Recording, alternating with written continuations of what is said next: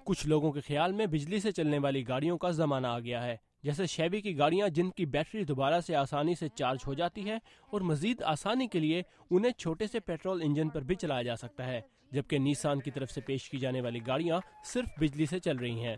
امریکہ میں بجلی سے چلنے والی گاڑیاں ماضی میں بھی عام رہی ہیں، جیسے یہ گاڑی جسے 1897 میں ہائی اسکول کے ایک طالب علم نے بنایا تھا، جبکہ 20ویں صدی کے آغاز میں بجلی سے چلنے والی گاڑیاں سڑکوں پر عام دکھائی دیتی تھیں، لیکن پیٹرول سے چلنے والی گاڑیاں اپنے طاقتور انجن کی وجہ سے زیادہ استعمال ہونے لگیں۔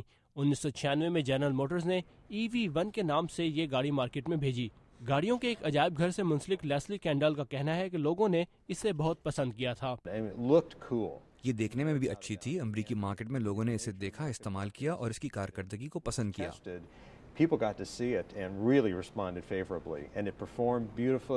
لیکن اس وقت یہ بہت مہنگی اور کم تعداد میں بنائی گئی تھی اور اس کی پروڈکشن سال 2000 سے پہلے ہی ختم کر دی گئی۔ اگرچہ اب ان گاڑیوں میں بہت سے مسائل پر قابو پا لیا گیا ہے، لیکن شہر سے باہر اور دور دراز علاقوں میں بیٹری کو چارج کرنے کے مسئلے پر پیش رفت جاری ہے۔ ایڈورڈ کیئر جنوبی کیلیفورنیا میں ایک بجلی فراہم کرنے والی کمپنی سے تعلق رکھتے ہیں۔ اس میں کوئی شبہ نہیں کہ ہمیں توانائی کی فراہمی میں درپیش مسائل کو ختم کرنا ہے۔ یہ اس سلسلے میں باقی رہ جانے والا کام ہے، کیونکہ ہمیں مختلف علاقوں میں ان گاڑیوں کی زیادہ فراہمی دیکھنی ہے۔ بہت سے گھروں اور کاروباری مقامات پر چارجنگ اسٹیشنز لگائے جا رہے ہیں۔ ان اسٹیشنز کو لگانے والی کمپنی ایرو وائرمنٹ کا کہنا ہے کہ یہ ٹیکنالوجی پھیل رہی ہے۔ آسٹریلیا سے لے کر یورپ، کینیڈا اور برازیل تک ہم ہر جگہ جا رہے ہیں، بھارت میں بھی۔ یہ وہ تمام ممالک ہیں جہاں بجلی سے چلنے والی گاڑیوں کی مانگ بڑھ رہی ہے۔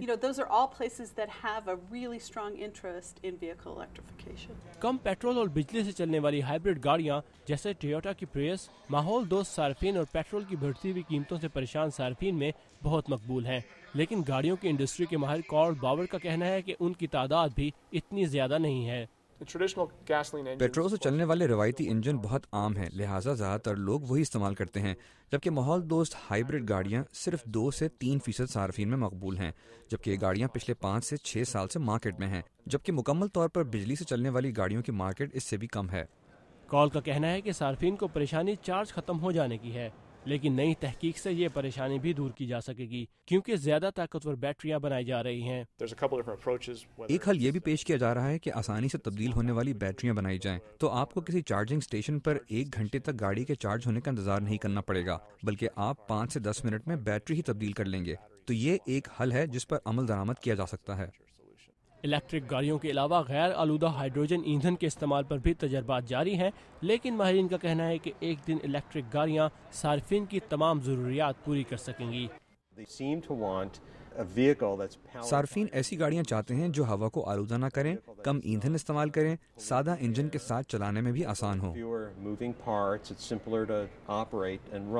لیسلی کا مزید کہنا تھا کہ الیکٹرک گاڑیوں کی بڑھتی ہوئی مانگ اور پیداوار کے پیش نظر یہ گاڑیاں مستقبل میں صارفین کی پہلی پسند ہو سکتی ہیں۔ مائک اوسالوان کے ساتھ ثاقب الاسلام، اردو VOA۔